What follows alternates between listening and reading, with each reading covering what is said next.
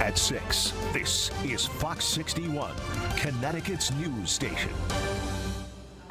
Good evening and thanks for joining us for the Fox 61 News at 6. I'm Brent Harden. And I'm Sarah Sanchez. The fate of Trooper Brian North now rests in the hands of a 6-person jury. Yeah, the state and the defense wrapped up their cases tonight with closing arguments. Fox 61's Julia LeBlanc has been in the courtroom from the very beginning, and she has the latest for us now. Both the defense and the prosecution were each given an hour to speak directly to the jurors before making their decision. And because the state has the burden of proof, they started and finished those closings with the defense sandwiched in the middle. The defendant fired 7 shots in 1.4 something seconds. 7 shots right to the chest, killing Mubarak Solomon. I submit to you folks that's manslaughter. Inspector General Robert Devlin boiling his closing arguments down to 35 seconds. The time he says it took for 33-year-old Trooper Brian North to get out of his cruiser and shoot 19-year-old Mubarak Solomon. You can't kill somebody unless they're posing a lethal threat to somebody else. And you can't do that. That's against the law to do that. And I submit that's what happened here. That January night, Solomon led police on a high-speed chase after allegedly stealing a car. Eventually, he crashed it on Campbell Ave in West Haven. He's sort of leaning back out of it. He posed no threat to anybody. Then a West Haven police officer smashed the passenger window. Trooper North testified Solomon pulled out a knife, waving it around. At the same time, another officer seemed to duck his head into the car, getting ready to pull Solomon out. How did Trooper North act recklessly with an extreme indifference to human life, with indifference which is the greatest departure from the ordinary, in doing his job? Devlin disagrees. He saw the knife and he fired. It wasn't anything about people going through the passenger side window. It wasn't anything about the taser. He saw the knife and he fired.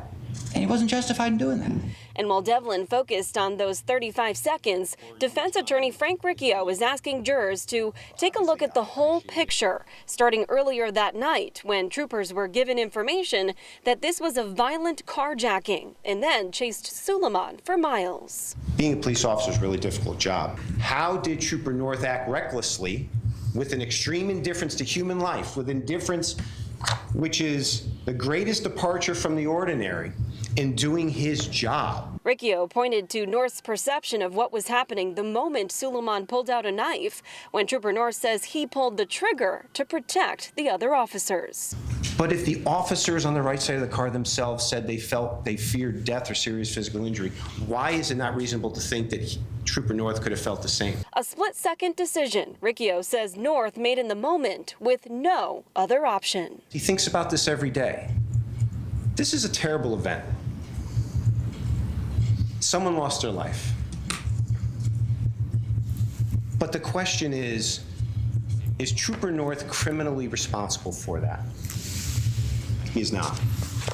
Now, following closing arguments, the judge charged the jury and sent them back into the deliberation room. Shortly after, they came back with 2 questions about the charges Trooper Brian North is facing, and the judge decided to give them a paper copy of the instructions for clarity. They were dismissed at 4:30, and they'll be back to deliberate tomorrow morning at 9 a.m. We are in Milford. Julia LeBlanc, Fox 61, Connecticut's news station.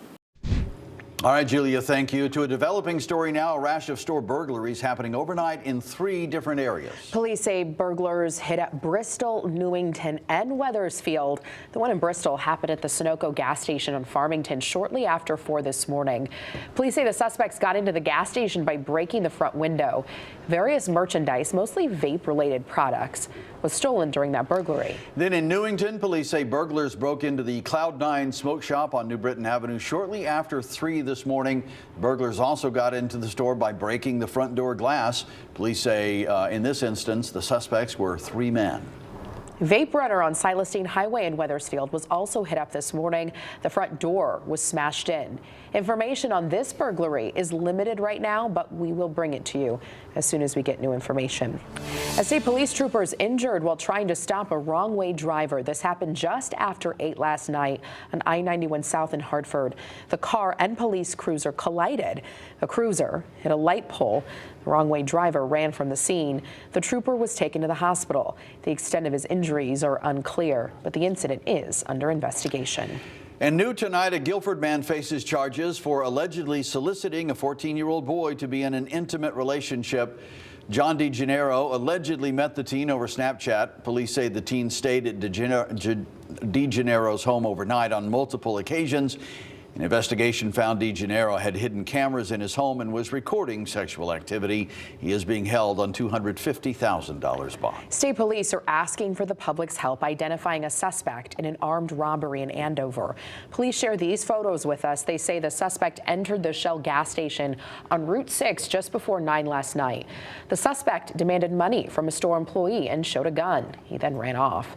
Thankfully, no one was injured. Anyone with information should contact state police. Human remains found in a shallow grave in Ledyard nearly 50 years ago have finally been identified, all thanks to advancements in DNA technology. State police and the state medical examiner say this is Linda Sue Childers of Kentucky. Her body was found back in May of 1974, but she couldn't be identified at the time. In 2022, her DNA samples were sent to a private company working with the state. And then this January, investigators were able to identify a highly likely family member, the victim's sister, who told officials Childers had a daughter. The daughter's DNA then confirmed the identity. State police say 2 people were arrested shortly after the bodies were discovered. They were convicted of the crimes and have since died. Time for a check of the weather. A spring-like day out there. It was gorgeous. So nice. Chief meteorologist Ryan Breton here now with a look at the forecast. Ryan. Hey, Brent and Sarah, beautiful one out there, and it's still nice and clear right now. 56 in Hartford, 53 degrees in New Haven. It was warm, especially away from the shoreline today.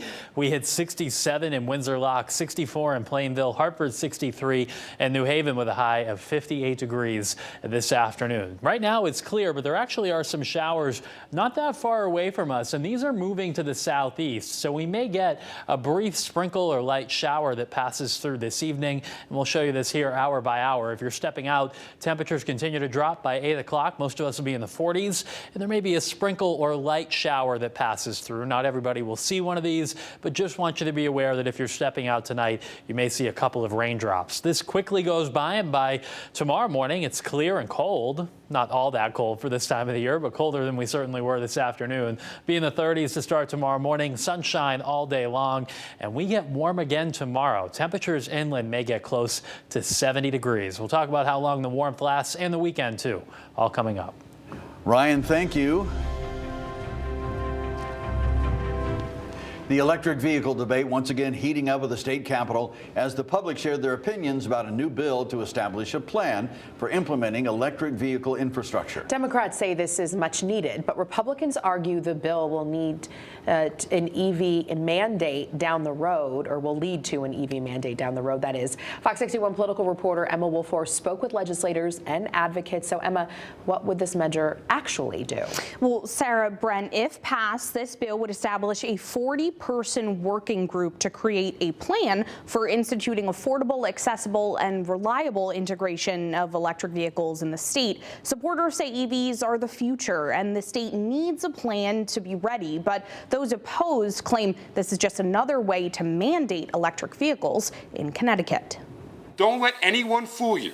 The bill that's going to be presented before the Transportation Committee on Wednesday is the implementation of the EV mandate. State Republican leadership outraged about a new bill to study phasing in electric vehicles in the state. This is an EV mandate. They've now doubled down on this. But Democrats and those in support of this bill say not so fast. There was never a mandate on any consumer to purchase an electric vehicle. The only mandate is a mandate on vehicle manufacturers to provide access to the electric vehicles that consumers are saying that they want. Late last year, Governor Ned Lamont pulled the plug on proposed rules to phase out all new sales of gas-powered cars by 2035. That proposal came from a bipartisan law passed in 2004, which tied Connecticut to California's emission standards, a major point of contention for Republicans. We have no representation in California, no representative in Sacramento to address our concerns with. Republicans want Connecticut to adopt the Environmental Protection Agency's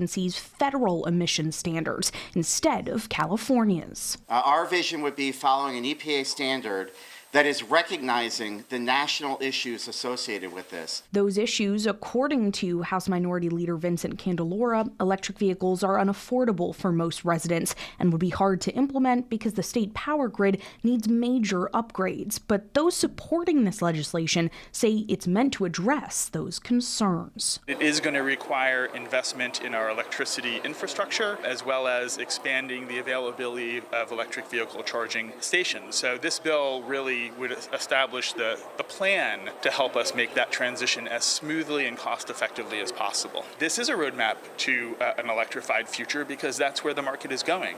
I know there are people that want to close their eyes and cover their ears and pretend otherwise, but it's just not the reality.